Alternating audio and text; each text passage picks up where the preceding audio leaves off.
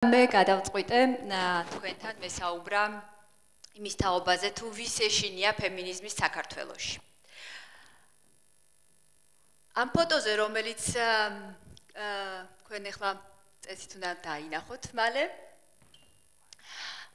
თქვენ ხედავთ საქართველოს პირველი დემოკრატიული რესპუბლიკის დამფუძნებელი კრების მამებს დამფუძნებელ მამებს და ასევე დედებს. ეს ფოტო ჩვენმა მკვლევარებმა მოიპოვეს საგანმანათლებლო პროექტის ვის ეშინია ფემინიზმის საქართველოში საილუსტრაციოდ. ეს საგანმანათლებლო პროექტი გულისხმობდა ლექციების კურსს, რომელიც ტარდებოდა 2 წლის განმავლობაში საქართველოს 6 ქალაქში. თუ თქვენ დააკვირდებით ამ ფოტოს, აღმოაჩენთ, რომ ულაშა მამაკაცებს შორის ზის ერთი ქალიც. თუმცა მისი აღმოჩენა ალბათ ჯერ გაგიჭირდებათ. ვინ არის ეს ქალი? ეს გახლავთ ანა სოლოღაშვილი, საზოგადო მოღვაწე, რომელიც 1903 წლიდან გახდა საქართველოს სოციალ-დემოკრატიული მუშათა პარტიის წევრი. ის ასევე გახდა საქართველოს ეროვნული საბჭოს წევრი და არის საქართველოს დემოკრატიული რესპუბლიკის დამოუკიდებლობის აქტის ხელმომწერი. მის შესახებ ბევრმა ადამიანმა არ იცოდა და ის გახდა აღმოჩენა ბევრი პოლიტიკოსისათვის, ასევე ისტორიკოსისათვის, რომლებიც გაეცნენ ამ პროექტს, ასევე გამოფენას, რომელიც ამ დღეებში თქვენ შეგიძლიათ საქართველოს დედაქალაქის საკრებულოში ციხილოთ და ჩვენ ძალიან ბედნიერები ვიყავით იმის გამო, რომ ჩვენ მოვახერხეთ ასეთი ადამიანის გამოჩენა და ასევე მივეცით დღევანდელ პოლიტიკოს ქალებს იმის შესაძლებლობა და იმის რწმენა, რომ ისინი პირველები არ არიან, მათთვის უკვე გაკვალეს გარკვეულწილად გზა ადამიანებმა, ისეთმა ადამიანებმა, როგორიც იყო ანა სოლოღაშვილი. ანა სოლოღაშვილი გასაბჭოების შემდეგ ეწეოდა პედაგოგიურ მოღვაწეობას და ასევე ანტისაბჭოთა საქმიანობას, რისთვისაც ის 1927 წელს დააპატიმრეს და მაშინდელი შინაგან საქმეთა სამინისტროს პროსტორად შინსახკომთან არსებული ტროიკის სამეულის გადაწყვეტილებით მას სიკვდილით დასჯა დახვრეტა მიესაჯა. დამეთანხმებით თუ მეშვიდე დღევანდელი მოწვევის პარლამენტს გადავხედავთ, აღმოვაჩენთ, რომ ულაშების რაოდენობამ სავარაუდოდ იკლო, თუმცა ქალების რაოდენობამ მაინდა-მაინც სახარბიელოდ არ მოიმატა და ამის თაობაზე ჩემმა კოლეგა ბაია პატარაიამ უკვე მოგახსენათ. რატომ არის ასე? რომ საქართველოს მოსახლეობის დიდი ნაწილი 53% შეადგენენ ქალები, თუმცა ისინი ნაკლებად არიან წარმოდგენილი პოლიტიკაში და ასევე სხვა საჯარო საკვანძო გადაწყვეტილების მიმღებ პოზიციებზე. ქართული ფემინიზმის და ქალთა მოძრაობის ისტორია ზოგადად რთული და წინააღმდეგობრივია. მაშინ, როცა მე-19 საუკუნის ბოლოდან განსაკუთრებით დასავლეთში ვითარდებოდა სხვადასხვა საგანმანათლებლო პოლიტიკური და სოციალური მოძრაობა, ეს მოძრაობებიც ნელ-ნელა ჩნდებოდა საქართველოშიც. ფაქტიურად ბუნებრივად პარალელურად ვითარდებოდა ქალთა უფლებებისათვის მებრძოლი მოძრაობა, პარალელურად სწორედ საგანმანათლებლო მოძრაობისა, იმიტომ რომ ნელ-ნელა ასპარეზზე გამოდიოდნენ ის ქალები, რომლებსაც მიაჩნდათ, რომ სწორედ განათლებით, შემდეგ შრომის უფლების მოპოვებით შესაძლებელი გახდება მათი სრულფასოვანი მონაწილეობა საზოგადოებაში. მე-20 საუკუნის პოლიტიკურმა კატაკლიზმებმა რეალურად ეს ბუნებრივი განვითარება შეაფერხა და იმის გამო, რომ გამარჯვებული სოციალიზმის ქვეყანაში, ანუ საბჭოთა კავშირში, რეალურად ადამიანის უფლებების პრიმატი და შესაბამისად ქალთა უფლებების საკითხიც მიჩქმალული იყო და ის მხოლოდ ფორმალურად არსებობდა. ტოტალიტარული სახელმწიფო კი ზოგადად, როგორც მოგეხსენებათ, ფორმალურად ანიჭებდა ქალსა და მამაკაცს თანასწორ უფლებებს და ამავე დროს იყო თავისი არსით ძალადობრივი და პატრიარქალური. პრობლემა სწორედ ამაშია, რომ საქართველოს ისევე როგორც საბჭოთა კავშირის დანარჩენმა 14-მა რესპუბლიკამ გამოტოვა ის ბუნებრივი და უაღრესად მნიშვნელოვანი მე-20 საუკუნის პოლიტიკური და სოციალური მოძრაობები, რომლებაც ნელ-ნელა მოიტანეს სწორედ ის იდეა, რომ ქალისა და მამაკაცის თანასწორობა დემოკრატიის ყველაზე ფუნდამენტური და მნიშვნელოვანი სვეტი შეიძლება იყოს. საქართველოში ჩვენმა თაობებმა გამოვტოვეთ ასევე ამ საკითხთან დაკავშირებული უაღრესად მნიშვნელოვანი მეორე ტალღის ბრძოლა ქალთა უფლებებისათვის, რომელიც 60-იანი წლებიდან ვითარდებოდა და შემდეგ უკვე 90-იან წლებში სწორედ ეს მესამე თაობის ტალღაც შედარებით შეუმჩნევლად გაიარა საქართველოსთვის, იმიტომ რომ ბევრად უფრო სხვა საკითხებით და ეკონომიკური, სოციალური და პოლიტიკური საკითხების გადაწყვეტით ვიყავით დაკავებულები. მეც ჩემდა თავად, თუ ჩემ თავზე ვისაუბრებ როგორც ფემინისტზე, მე გამიჭირდება განსაზღვრო და თავი მივაკუთვნო რომელიმე ტალღის ფემინიზმს, იქნება ეს პირველი, მეორე თუ მესამე. რატომ? იმიტომ რომ ჩვენ ერთის მხრივ მყარად ვდგავართ სწორედ აი ამ ქალების ისეთი როგორც იყო ეკატერინე გაბაშვილი, კატო მიქელაძე, ბარბარე ჯორჯაძე, სწორედ აი ამ პირველი განმანათლებელი ფემინისტი ქალების ჩაყრილ საძირკველზე. თუმცა სწორედ ის გზა, რომელიც მათ გაიარეს, შემდეგ საბჭოეთის შამბნარმა გადაფარა და კიდევ უფრო დაიკარგა ეს გზა, ჩემი აზრით, 90-იან წლებში, როცა საქართველოში შემოიჭრა ველური კაპიტალიზმი და დამკვიდრდა კიდეც. აქაც კიდევ ერთი ბარიერი გაჩნდა გენდერული თანასწორობის სრულფასოვანი განხორციელებისათვის. და სწორედ იმიტომ რომ ჩვენი თაობის ქალებს თითქოს არ დაგჭირვებია მაგალითად განათლების უფლებისთვის ბრძოლა, რადგან ჩვენთვის ეს პრივილეგია აღარ ითვლებოდა ჩაგვებარებინა უმაღლეს სასწავლებელში, ჩვენ ბევრს ჩვენგანს არ აქვს გააზრებული თუ რას ნიშნავს ეს პრივილეგია, შეგეძლოს ისწავლო, კონდეს ასევე პოლიტიკური უფლებები, კონდეს საარჩევნო უფლება, იმიტომ რომ ბევრ ჩვენგანს ეს თითქოს ბუნებითად გვაქვს მოცემული და არც კი ვიაზრებთ იმის მნიშვნელობას. არ ვიაზრებთ იმას, რომ ჩვენს გარშემო არიან ადამიანები, რომლებსაც ეს უფლება დღემდე სრულფასოვნად არ ეკუთვნით.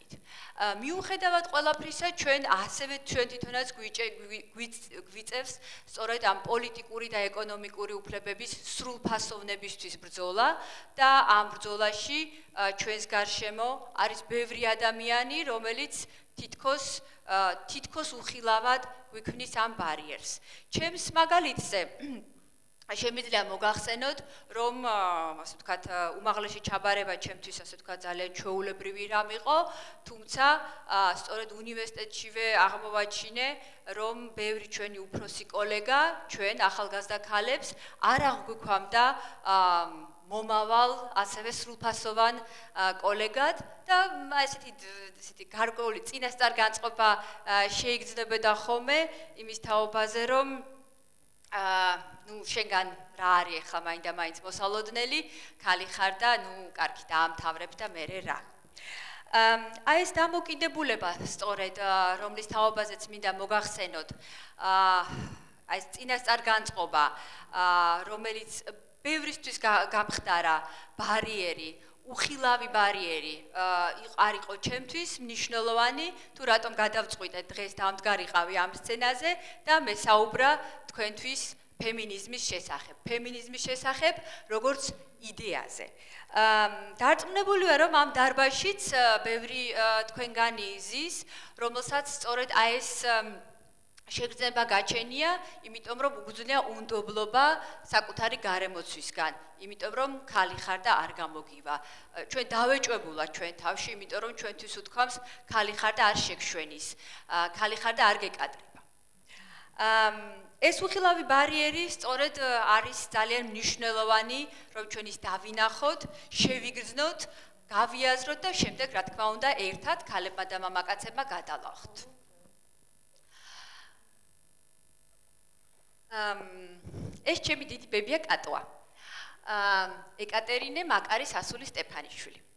კატოს შესახებ ჩვენს ოჯახში არსებობს ამბავი, რომლის სიზუსტეს მე ასე ვთქვათ, ვერ გადავამოწმებ სამწუხაროდ, მაგრამ ეს ძალიან მომწონს და გადავწყვიტე, რომ ეს საჯაროდ გამომეტანა და თქვენთვის მეამბნა კატოს ამბავი თქვენთვის.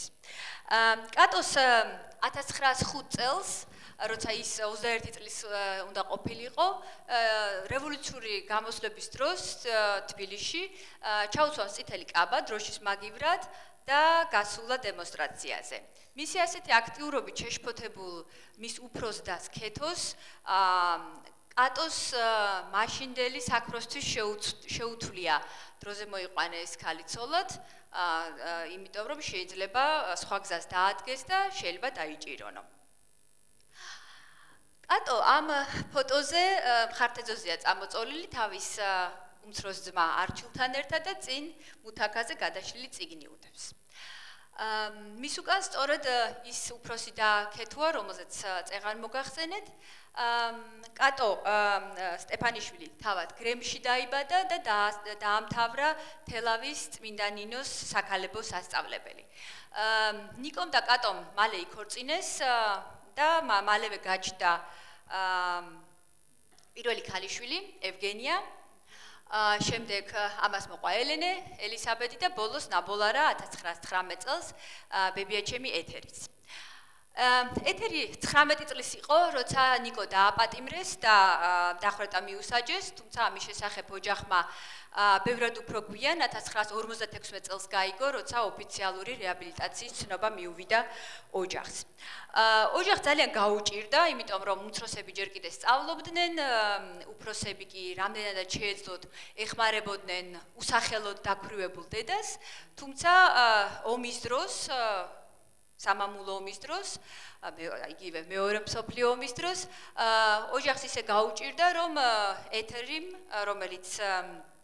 რომელმაც ახლა იმ მომენტში დაამთავრა უმაღლესი ფილოლოგიური ფაკულტეტი, გადაწყვეტა წასულიყო კახეთში, სოფელ შილდაში სამასწავლებლოდ და ეს გადაწყვეტილება იყო ძალიან პრაგმატული გადაწყვეტილება იმისათვის, რომ ის იქ უკეთესად გამოყვებილიყო. და რატომ გადავწყვიტე ახლა მე თქვენთვის ეს ოჯახური ისტორია მეამბნა. როცა ბებიაჩემი ეთერი გარდაიცვალა, მე მომიწია წამეკითხა ის წერილები, რომელსაც მას წერდა კატო სოფელ შილდაში და ეს წერილები არის ახსავსე სიმწრის შეგრძნებით, ცხოვრებით უკმაყოფილებით და მე ძალიან გული დამწყდა იმაზე, რომ ჩემ დიდ ბებიას ცხოვრების, ასე ვთქვათ, შუალედში ესეთი სევდიანი წერილები შეიძლება ქონოდა. მე მაშინ დავფიქრდი, თუ რა შეიძლება მომხდარიყო მაშინ თუ კატოს მალევე არ გაათხოვებდნენ იმავე 905 წელს და მას შესაძლებლობა ქონოდა სხვანაირად განვითარებულიყო. რა თქმა უნდა, მე არ მგონია, რომ ის შეიძლება ძალიან ბედნიერი ყოფილიყო, იმიტომ რომ მე-20 საუკუნის პოლიტიკურმა ქარტეხილებმა საბჭოთა კავშირში ფაქტიურად ყველა ადამიანს გარკვეულწილად მოუსპო ბედნიერი და თავისუფალი განვითარების პერსპექტივა. მაგრამ მე მაინც ძალიან გული მწყდება სწორედ ჩემი დიდი ბებიის ეკატერინე სტეფანიშვილის თავისუფალ არჩევანზე და განვითარების პერსპექტივაზე. მე მენანება მისი წარწმეული მომავალი. ჩემს საკუთარ მომავალზე, როგორც ქალის მომავალზე, მე ასე ვთქვათ, შეგნებულად მე-11 კლასში დავფიქრდი, როცა ჰუმანიტარული კლასის გოგოებს ქართულის მასწავლებელი ვეფხისტყაოსანს გვიხსნიდა. მასწავლებელმა რაღაც მომენტში სევდიანად გადმოგხედა, მოჭუტული თვალებით ცოტათი და თავისთვის ჩაილაპარაკა, რისთვის გიხსნით ახლა ამ ყველაფერს, გათხოვდებით, ბავშვებს დააჩენთ, დასხდებით სახლში და მე რაო. და მე რაღაც თავის გასამართლებლად დაამატა კიდევაც, არა უშავს, ბავშვებს მაინც ხო აუხსნით რაღაცას წესიერადო. მე არა ვარ დარწმუნებული, რომ იმ მომენტისთვის მე გაგონილი მქონდა სიტყვა ფემინისტი. მით უმეტეს არ ვიცნობდი ფემინისტურ თეორიებს. ყოველ შემთხვევაში შეგნებულად მე ეს არ მქონდა გააზრებული. მაგრამ შეგნებულად მე მახსოვს ჩემი აღშფოთება და შეშფოთება იმის თაობაზე, რომ ჩემმა მამაკაცმა მასწავლებელმა ჩემში დაინახა მხოლოდ ერთი კონკრეტული პერსპექტივა, ჩემი მომავლის შესახებ, ისეთი პერსპექტივა, რომელზეც მე თვითონ არ მქონდა ნაფიქრი, არანაირი მატრიმონიალური მიზნები მაშინ არ მომძრავებდა და სულ სხვა რაღაცეები მაინტერესებდა. იმ კლასიდან გოგოები თითქმის ყველანი გავთხოვდით, ყველამ გავაჩინეთ მართლაც შვილები, ზოგმა 1, ზოგმა 2, ზოგმა 3. რა თქმა უნდა, ყველას გვიწევს ჩვენი შვილებისთვის საშინაო დავალებებისთან დაკავშირებით დახმარება. ზოგ ჩვენგანს უკვე სტუდენტი წყავს შვილი და შესაბამისად, ასე ვთქვათ, მათ აღარ ჭირდებათ ასე ძალიან ჩვენი დახმარება ვეფხისტყაოსანის ახსნა. აი სახში კი ამ გოგოებიდან არც ერთი არ დამსხდა, რა ფაქტიურად. პირიქით უმრავლესობა ჩვენგანი, სწორედ იმ გაჭირვებულ 90-იან წლებში და შემდგომაც იყო ხშირად ერთადერთი სარჩო შემომტანი ოჯახში. აქედან ამ ფორუმიდან დღეს სწორედ ამ კლასის შეკრებაზე მივდივარ სკოლის 22 დასრულების 22 წლის აღსანიშნავად. და სულ ბოლოს რატომ ვიქნები და დავრჩები მე ფემინისტად. ამ ფოტოზე თქვენ ხედავთ აფიშას, რომელიც გახლავთ სწორედ ამ თეატრის რეპერტუარიდან. ეს პიესა ეკუთვნის ფემინისტ ავტორს, დრამატურგ დავით გაბუნიას. და ის დადგმულია ასევე ფემინისტი რეჟისორის დათა თავაძის მიერ. ეს სპექტაკლი უკვე მესამე სეზონია წარმატებით იდგმება ამ სცენაზე, მას მაყურებელი არ აკლია და მეც სიამოვნებით გირჩევდით თუ რომელიმე თქვენგანს ჯერ კიდევ არ აქვს ეს სპექტაკლი ნანახი, აუცილებლად ნახოთ. ისევე როგორც სხვა დანარჩენი სპექტაკლები. და ის, რასაც თქვენ ლურჯი ფლომასტერით ხედავთ წარწერილს, ეს არის კომენტარი. კომენტარი იმაზე, თუ რა რეაქციას იწევს საზოგადოებაში ქალების საჯარო ასპარეზზე გამოსვლა. ამ მომენტში, რა თქმა უნდა. ეს არის კომენტარი იმის თაობაზე, თუ რა რეაქცია ამ შემთხვევაში გაღიზიანება გამოიწვია ამ კონკრეტული ადამიანის ასე ვთქვათ, ბუნებაში.